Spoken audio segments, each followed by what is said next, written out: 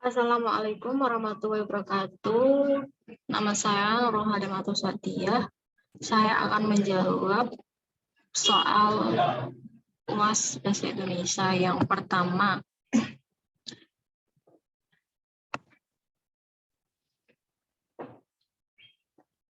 Jelaskan pola bentuk gabungan terikat. Susulah kembali bentuk gabungan terikat berikut ini. Bentuk gabungan terikat adalah bentuk bahasa yang perlu bergabung dengan unsur lain agar dapat dipakai dengan makna yang jelas. Bentuk terikat tertulis serangkai dengan kata yang mengikutinya. Jika diikuti dengan kata dasar, bentuk terikat ditulis serangkaian dengan kata yang mengikuti. Jika diikuti dengan kata dasar, bentuk terikat ditulis tanpa jeda atau spasi. Namun, apabila digabungkan dengan bentuk turunan atau kata perimbuhan, maka penulisannya harus dipisah. Contoh yang pertama, adikuasa. Yang kedua, dwikuasa. Ketiga, kontrarevolusi. Yang keempat, saptakrida. Yang kelima, catur tunggal. Yang keenam, ekstrakurikuler. Yang ke-7, Pumawirawan. Ke-8, subbagian. Jadi tidak ada yang dispasi. Soal yang kedua. Jelaskan perbedaan bentuk penalaran deduktif dari bentuk penalaran induktif dan berikan contoh penerapannya.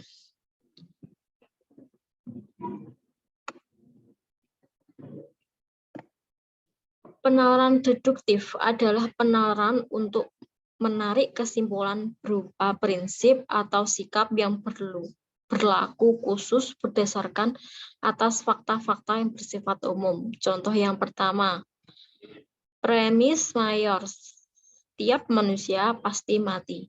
Yang kedua, premis minor, Bang Thoib manusia.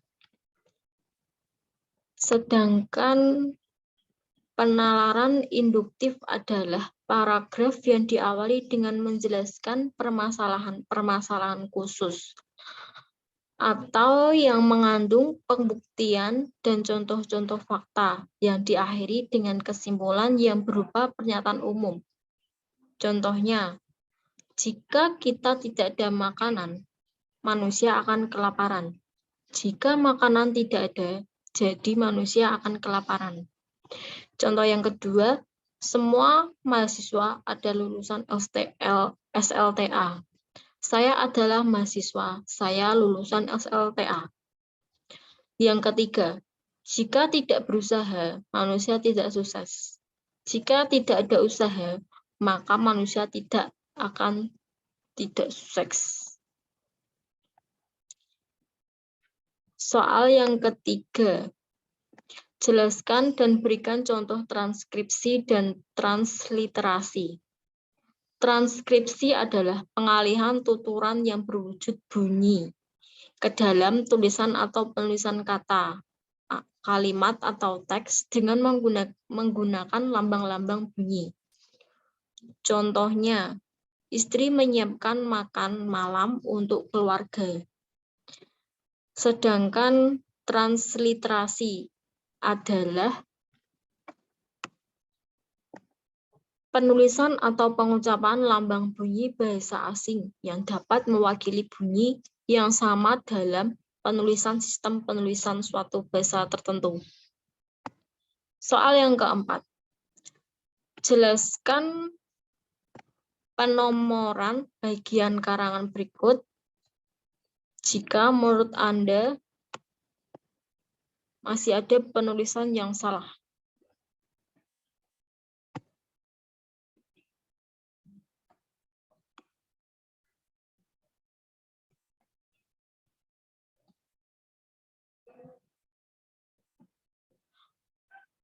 Menurut pedoman EYD, ada dua cara mengatur sistematik penomoran, yaitu dengan menggunakan sistem gabungan angka, huruf, dan sistem angka digital.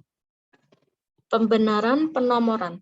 Yang pertama, 1 titik program usaha atau yang disebut bab. Yang kedua, 1.1 tahapan persiapan program. Subbab 1.1.1 penerimaan warga belajar atau yang disebut anak subbab. 1.1.2 pemilihan penyelenggara disebut juga anak subbab. 1.1.3 pemilihan ketua kerja usaha masih juga disebut anak subbab. 1.1.1.3.1 musyawarah disebut juga anak subbab pertama. 1.1.3.2 ditunjuk anak subbab pertama juga. Soal yang kelima, jelaskan cara penulisan gelar akademik yang benar. Kemudian jawab soal berikut ini. Jika masih salah penulisannya, segera diperbaiki. Cara penulisan gelar akademik yang benar yaitu setiap gelar ditulis dengan tanda titik sebagai antara huruf pada singkatan gelar yang dimaksud. Gelar ditulis di belakang nama orang terdapat lebih dari satu gelar. Maka di antara gelar-gelar tersebut disisipi tanda koma. Yang pertama, Bayu Maharani, S.S. Yang kedua, R.M. Pratama,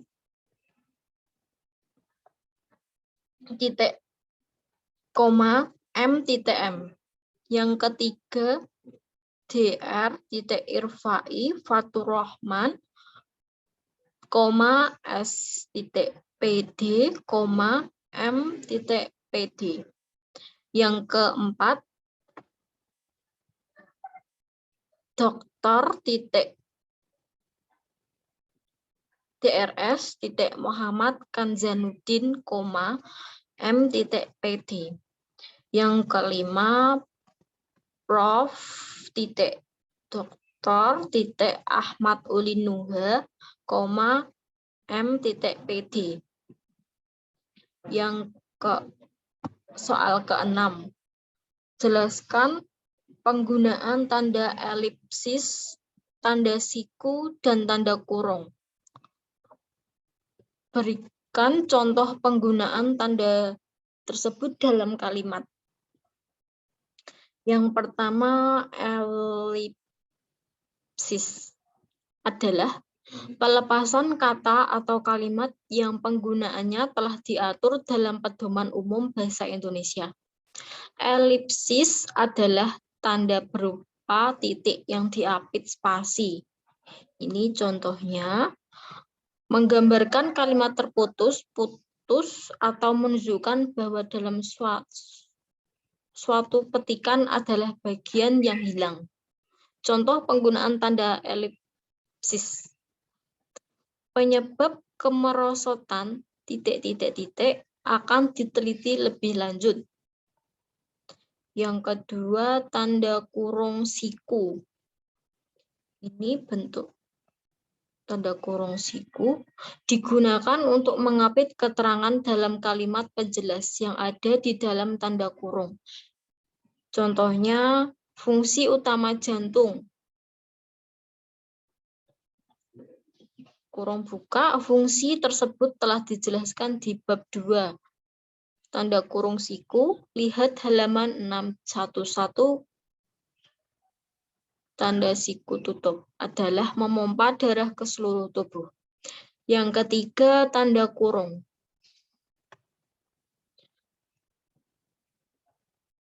Tanda kurung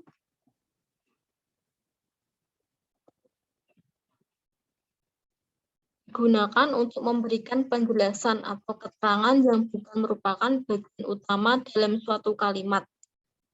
Contohnya, Raja Ampat, kurung buka, salah satu kabupaten di Papua, kurung tutup, merupakan salah satu daerah favorit di Indonesia.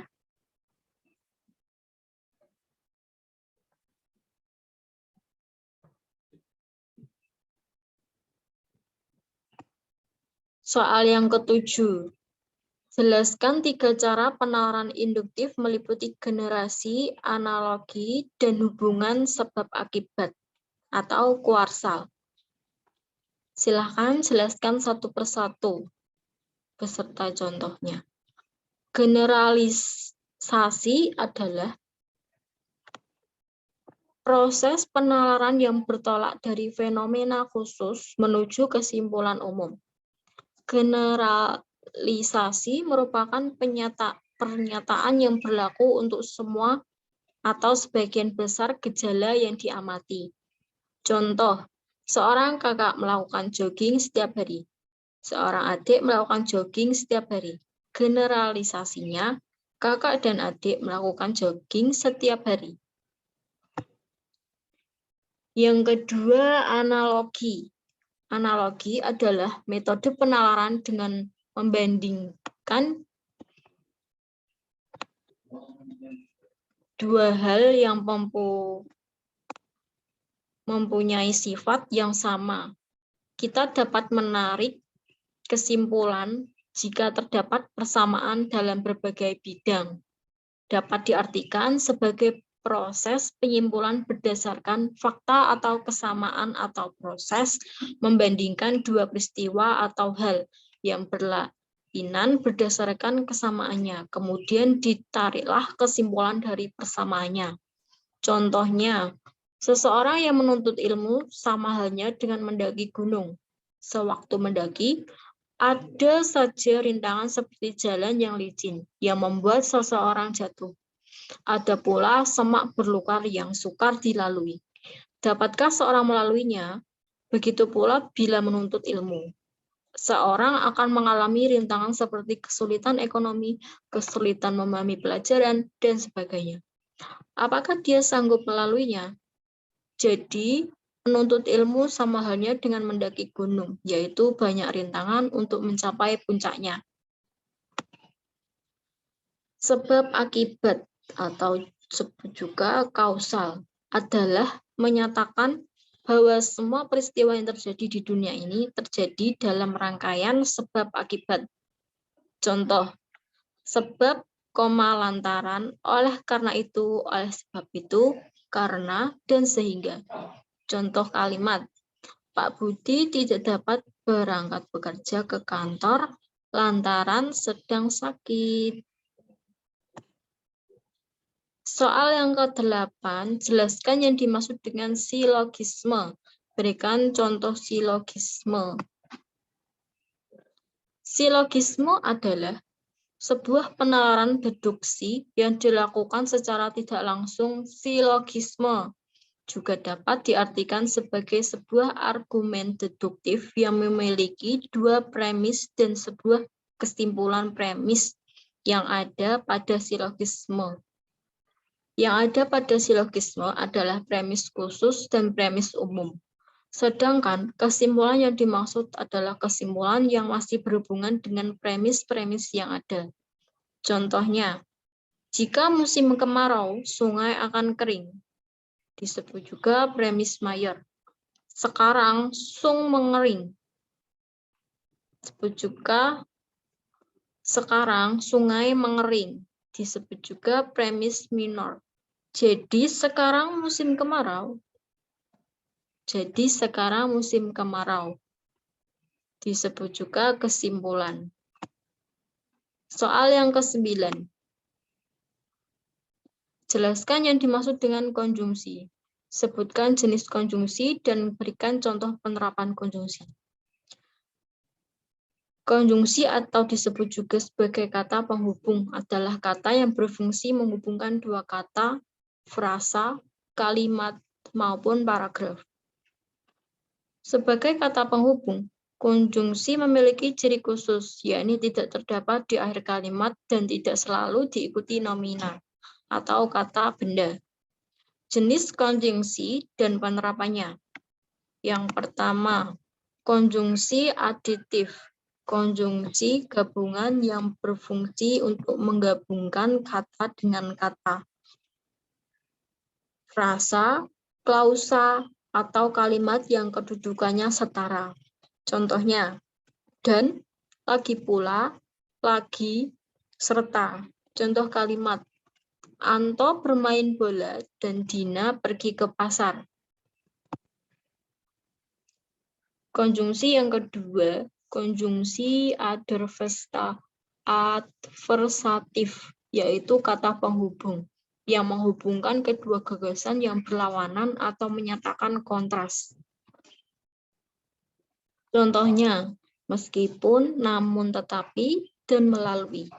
Contoh kalimat, Dimas tetap berangkat ke sekolah meskipun belum mandi. Konjungsi yang ketiga, konjungsi klausa, yaitu kata penghubung. Yang satu ini memiliki fungsi untuk menghubungkan dua gagasan yang memiliki hubungan sebab akibat. Contohnya, karena, sebab, jadi, dan sehingga. Contoh kalimatnya, semalam kita belajar karena besok ada ujian.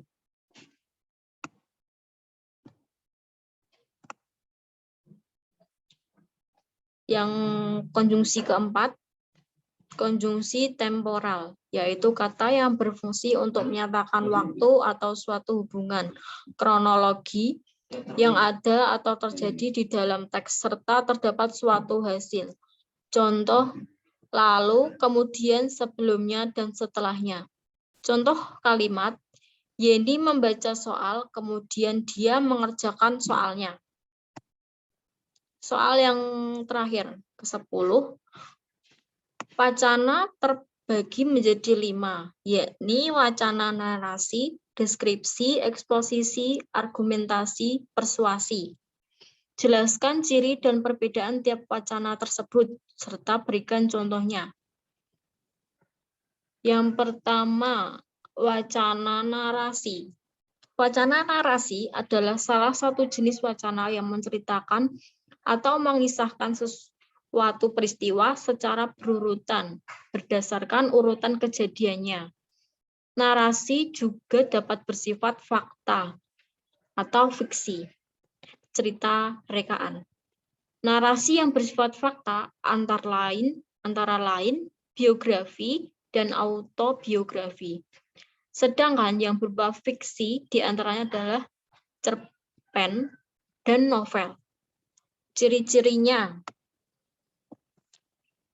yang teks berisi tentang cerita, kisah, dan peristiwa tertentu yang menggunakan gaya bahasa naratif.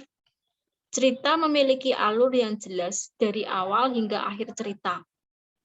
Terdapat suatu peristiwa maupun konflik. Memiliki unsur-unsur pembentuk berupa tema, latar, alur, karakter, dan sudut pandang.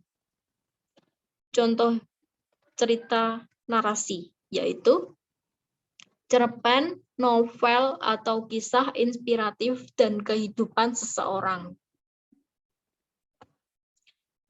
Yang kedua, wacana deskripsi. Wacana deskripsi adalah salah satu jenis karangan yang melukiskan suatu objek sesuai dengan keadaan yang sebenarnya, sehingga pembaca dapat melihat, mendengar, merasakan, mencium secara imajinatif apa yang dilihat, didengar, dirasakan, dan dicium oleh penulis tentang objek yang dimaksud. Ciri-cirinya, menggambarkan atau menjelaskan sesuatu, penjelasan secara mendetail, dan melibatkan pencairan.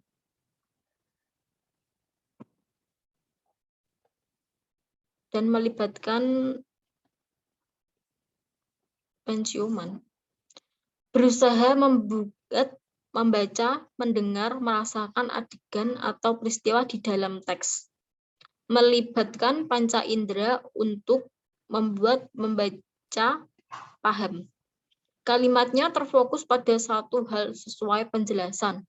Contohnya, saat itu tanggal 26 Januari 2017 pukul 3.30 WIB terdengar suara tangisan sesosok bayi mungil. Tangisan ini diikuti dengan ucapan syukur dari seluruh keluarga. Pada waktu itu telah lahir bayi mungil dengan berat badan 2,75 kg dan panjang 45 cm.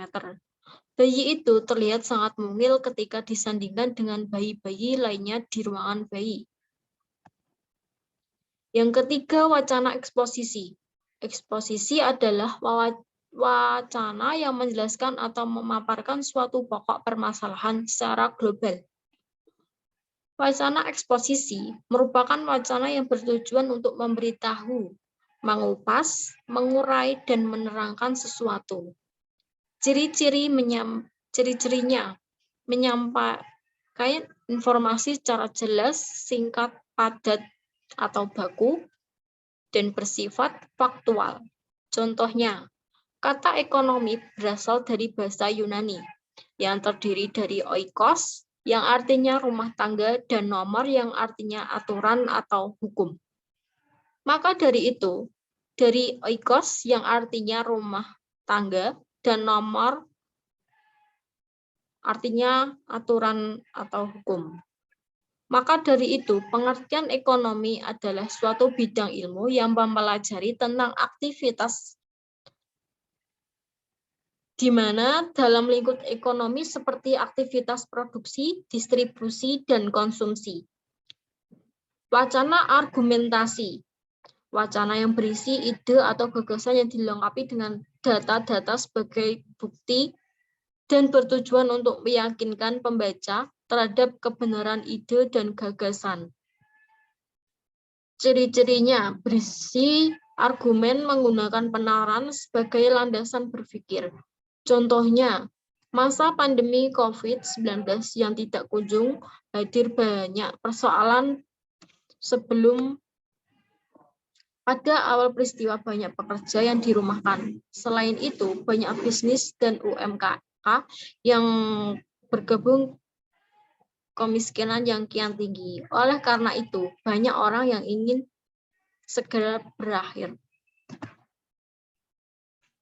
Wacana persuasi adalah wacana yang berisi rayuan, ajakan, dan harapan. Wacana persuasi bertujuan untuk mempengaruhi orang lain agar melakukan sesuatu yang diinginkan. Ciri-cirinya harus menimbulkan kepercayaan kepada pembacanya. Persuasi memerlukan data dan fakta. Contohnya,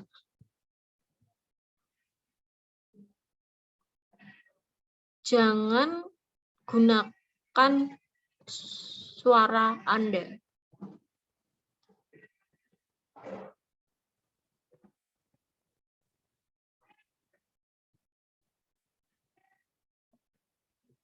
Sekian penjelasan dari saya. Wassalamualaikum warahmatullahi wabarakatuh.